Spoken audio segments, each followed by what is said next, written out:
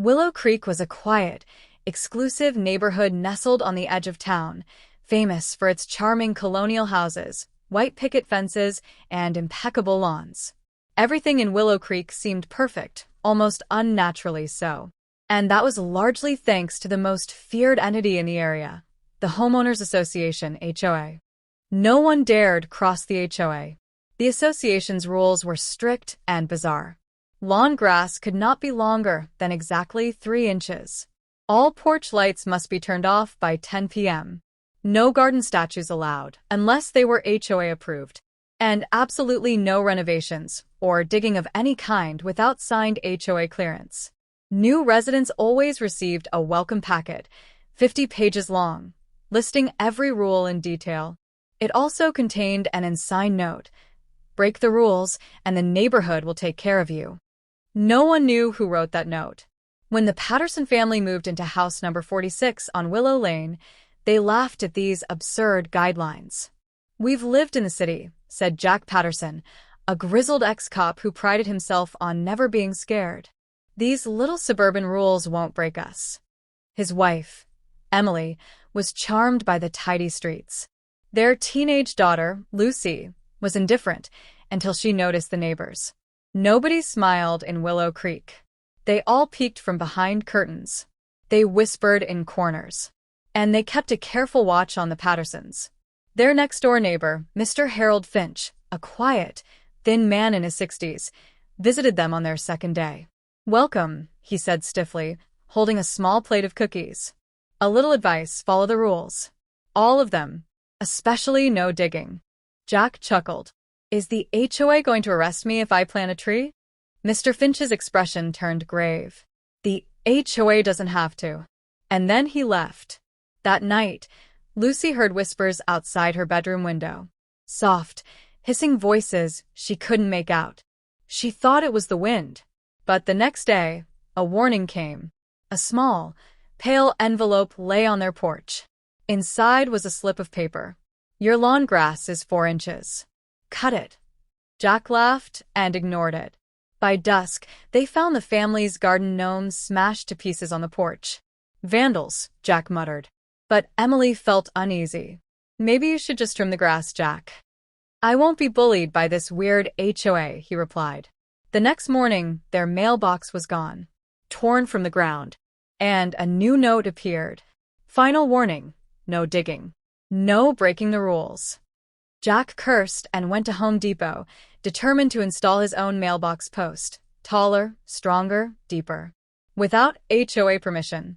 At sunset, he dug a deep hole in the front yard. That's when the ground moaned. The sound was deep, throaty, as if the earth itself had a voice. Jack froze, shovel in hand. The grass around the hole began to brown and wilt. The wind picked up. Whispers swirled around him. "Stop digging or join the hollow." He dropped the shovel and ran inside. That night, the air turned bitter cold. The Patterson family woke to scratching sounds on the walls, the floor, the windows. Lucy saw something move in the shadows outside. A shape with no face. Emily wanted to leave. "Jack, this place isn't normal. The neighbors are hiding something." But Jack, stubborn and proud, refused. "Tomorrow I'll fill the hole." Problem solved. But tomorrow never came for him. At dawn, Emily woke to find Jack missing. His side of the bed was cold. She searched the house, nothing. The car was still in the driveway. His phone sat on the kitchen counter. Panic rose in her throat. Lucy pointed out the window. "Mom, the hole, it's bigger." Emily ran outside. The hole Jack dug was now a gaping pit 6 feet wide, black as midnight, sucking in cold air from below. Strange symbols marked the edges, clawed into the dirt. From inside the pit came faint whispers. "Jack, Jack, stay forever." She screamed. Neighbors appeared one by one, standing at their fences, silently watching. Mr. Finch approached, looking grim. He broke the rules. "The hollow ones took him," Finch whispered. Emily grabbed his sleeve, desperate. "Who are they? What's beneath this neighborhood?" Finch looked away. "Long ago, before Willow Creek, this land belonged to something else. Old things. Hungry things. The HOA rules keep them quiet, undisturbed. Break the rules, they awaken. They hate the sound of digging. They hate change. They take. Emily shuddered. Why doesn't anyone stop them? He shook his head. They're part of Willow Creek now.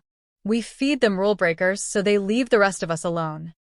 Emily realized why the HOA was so strict. It was survival. She tried to report Jack's disappearance to the police, but they barely listened.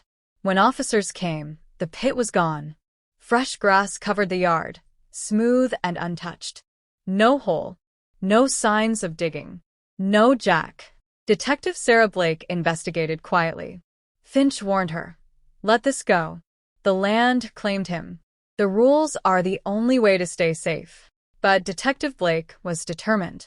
Late that night, she snuck into the Patterson yard with a spade. At the first cut into the ground, the earth moaned again. A rotten stench rose. Black slime oozed upward. Then she saw them. Eyes. Hollow, lidless eyes peeking from beneath the soil. Dozens. Hundreds. And voices. New rule breaker, stay forever.